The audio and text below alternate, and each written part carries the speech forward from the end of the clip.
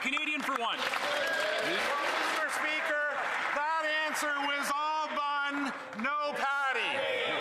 Said nothing of substance to Canadians who can afford groceries. The Prime Minister told Canadians he should be judged by the price of food at the grocery store. Well, the verdict is in, and the Liberals have failed. Canada's Food Price Guide said Canadians will spend $1,000 more on groceries next year, the highest increase in years. When the Liberals took office, the average weekly food bill was about $160. In a decade, it has more than doubled to $340 a week. Will the Prime Minister, why is he breaking his promises to Canadians and increasing taxes on farmers, on food and fuel? The Honourable Secretary of State for Financial Institutions. Mr. Speaker, we've done more for affordability in 6 months than that leader and that party have done in 20 years. We've cut taxes for 22 million Canadians. We cut the tax for first-time homebuyers. We've cut the consumer carbon tax, automatic federal benefits, school food program. The list goes on and on. They opposed it all. With that leader, it's the same old tired rhetoric again and again. On this side, we're getting things done for Canadians. Thank you. Member for Foothills. Well, I think Canadians will have a very different point of view. They know these food increases, as a result of that was in this report, are a direct result of the Liberals' industrial carbon tax, fuel tax, and inflationary spending. The Prime Minister himself said he should be judged by the price of food. By his own metrics, he has failed. When the Liberals came to office, the annual food budget was about $8,300 a year. In a decade, it has doubled to $17,500 a year. Will the Prime Minister get rid of his taxes on food so Canadians can afford a Christmas dinner? The Honourable Secretary of State. Mr. Speaker, that member, that leader and his party need to look in the mirror.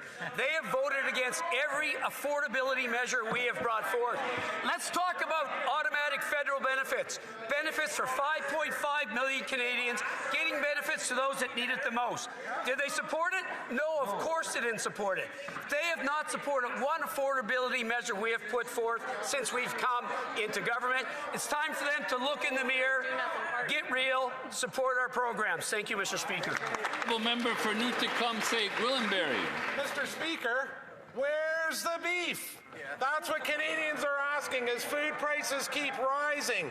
This Prime Minister told Canadians he would be judged by the prices at the grocery store. And yet 86% of Canadians say they are cutting back on meat because they simply can't afford it. The Liberals' industrial carbon tax and inflationary deficits are driving up the price Canadians pay at the checkout line. Why is this Liberal government making it even harder for people to afford food? The Honourable Secretary of State for Sport.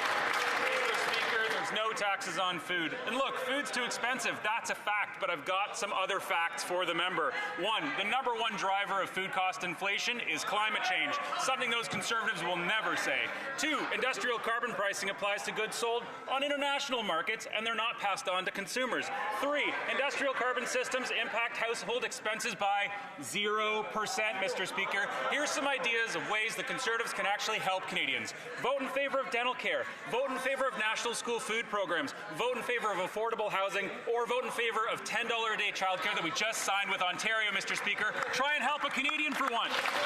The Honourable Member for New Tecumseh, Gwillimbury. Mr. Speaker, that answer was all bun, no patty.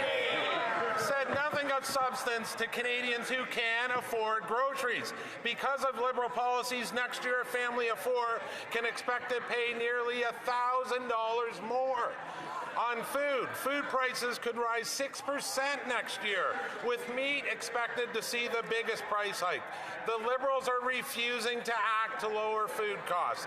The beef's already gone, so what does that minister think Canadians should cut back on next? The Honourable Secretary of State. Mr. Speaker, I've got a lot of respect for that member, and I've been to his riding, and I know the farmers in his riding very well, and they know that industrial carbon pricing doesn't affect the cost of food in Canada. He should spend more time talking to those farmers, Mr. Speaker. But if he wants something to put on his hot dog, here's 4 things. Dental care for Canadians, $10 a day child care for young kids, a national school food program to feed the kids in his riding. Mr. Speaker, affordable housing goes great on a hot dog. Put that on your hamburger.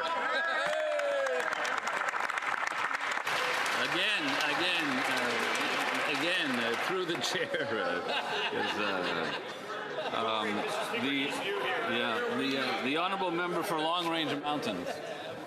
Mr. Speaker, the Prime Minister told Canadians he should be judged by the prices at the grocery store.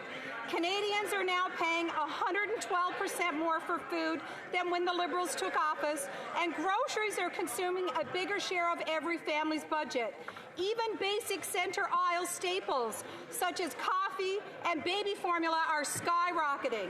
Canada's food price report confirms that next year, Canadians will pay an extra $1,000 on groceries. When will these Liberals finally stop their inflationary spending, scrap the industrial carbon tax, and let Canadians afford groceries again? The Honourable Minister of Fisheries and Oceans.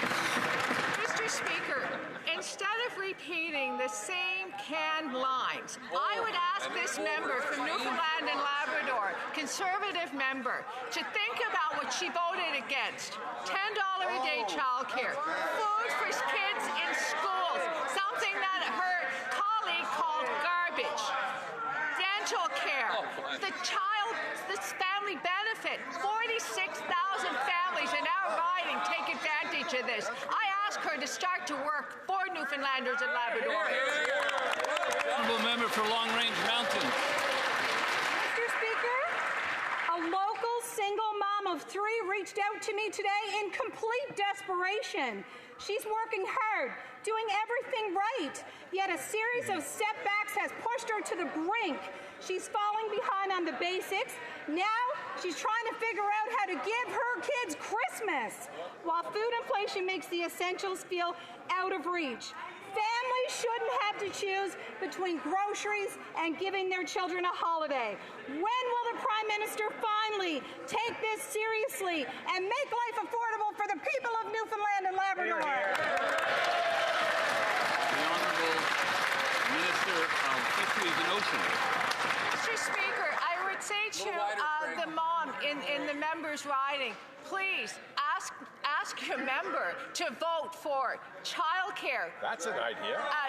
Dental care. That's an school idea. nutrition program. A family of 2 can save $800 a year. Support the inflation index, Canada Child Benefit. 46,000 families need that support. Housing supports, and on I can go. These are tangible affordability measures. I will never politicize the struggles of moms in my province.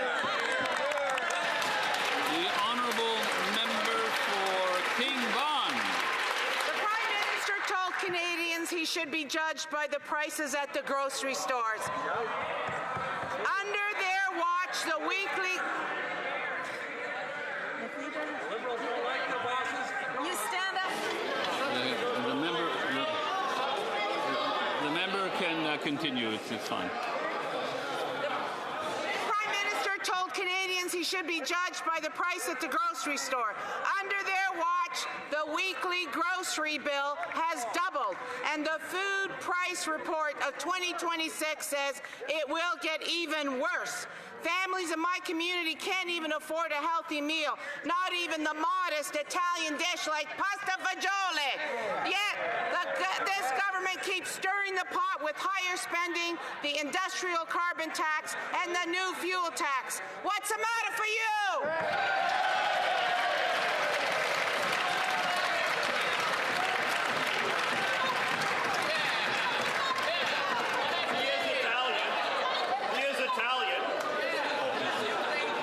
Everything's quite all right. Again, through the chair. I know it doesn't pack the same punch, but through the chair.